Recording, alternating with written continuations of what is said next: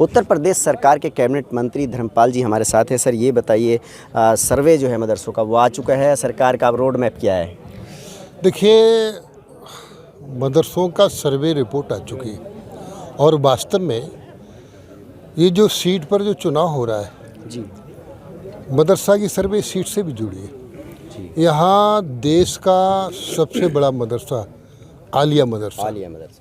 आलिया मैंने जब लोकसभा के चुनाव में जब मैं आया था तो यहाँ के मुसलमानों ने ही मुझे अवगत कराया कि माननीय आजम खान ने आलिया मदरसा को अपने कब्जे में कर लिया है, वहाँ की महत्वपूर्ण किताबों को बेचने का काम कर दिया है।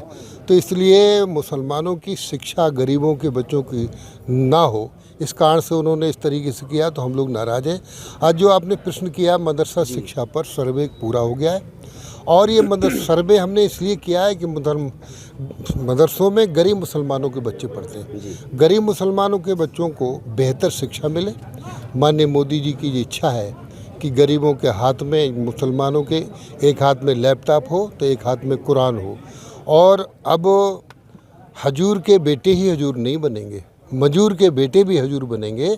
इसलिए हमने मदरसा की सर्वे कराई है, क्योंकि इसमें हम अभी तक ये सरकारें नहीं तो ये मात्र मौलवी बनाना चाहती थी, इनका दुरुपयोग करते थे। और ये लोग वही वो लोग हैं जो कभी कॉन्वेंट में पढ़ते हैं। अभी ये लोग कॉन्वेंट में पढ़े, इनके बच्चे कॉन्वेंट में पढ़ते हैं, मदरसा में इनके बच्चे पढ़े ही नहीं हैं। जो और सर्वे में गैर मान्यता प्राप्त मदरसे आए हैं उनके छात्रों के लिए क्या कार्य योजना है सरकार के पास? देखिए, पहले हम इनके अभिभावकों को पोर्टल पर डालकर, टीवी पे बताकर कि ये मदरसे गैर मान्यता प्राप्त हैं और इनमें बच्चों को नहीं पढ़ाना चाहिए।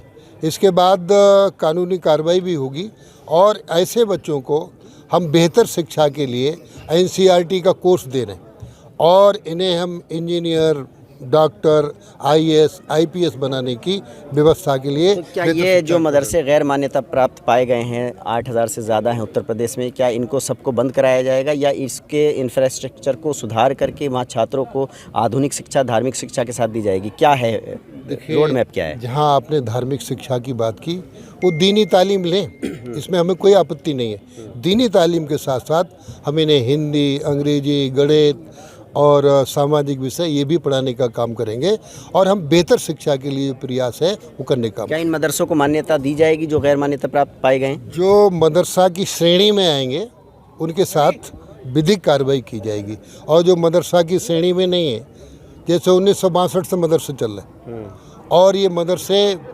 विधिवत नहीं है और वो ये विधिवत व्यवस्था में आएंगे विधिक के उसके लिए, तो उन्हें विधिक कार्रवाई में रखेंगे। मानकों को पूरा करेंगे तो रखेंगे।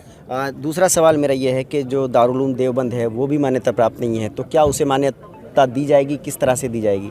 यदि वो मदरसे की श्रेणी में आएगा तो मान्यता दी जाएगी और मदरसे की श्रेणी में नहीं आएगा, अब वो कह रहे हैं हम मान्यता लेंगे ही नहीं, तो किसी को कानून के विपरीत आचरण करने का हक नहीं है।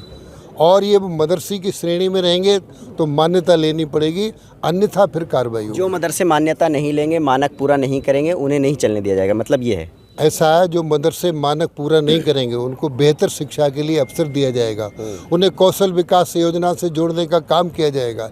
इसके बाद भी यदि वो गड़बड़ करेंगे तो विचार करेंगे। एक आखिरी सवाल था, जो नेपाल बॉर्डर पर मदरसे पाए गए हैं उनके फंडिंग को लेकर के सवाल उठ रहा है, तो उस पर क्या कोई जाँच चल रही है सरकार की? देखिए, अभी जो आर्थिक स्रोतों की बात आई है फंडिंग में, तो अभी तक ज़्यादातर यही आया है कि चंदा से हम चला रहे हैं, ज़कात के पैसे से चला रहे हैं।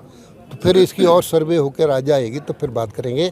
एक उच्च स्तरीय निर्णय माननीय मुख्यमंत्री जी के साथ होगा, तब फिर निर्णय लेंगे। देखिए, ये हैं उत्तर प्रदेश के मंत्री, वो साफ तौर पर कह रहे हैं कि जो गैर मान्यता प्राप्त मदरसे हैं वो अगर मानकों को पूरा करेंगे और मान्यता लेंगे तो चलने दिया जाएगा, और जो मदरसा मान्यता नहीं लेगा उसको नहीं चलने दिया जाएगा।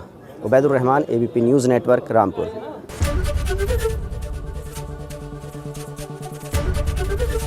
ABP गंगा, खबर आपकी, जुबान आपकी।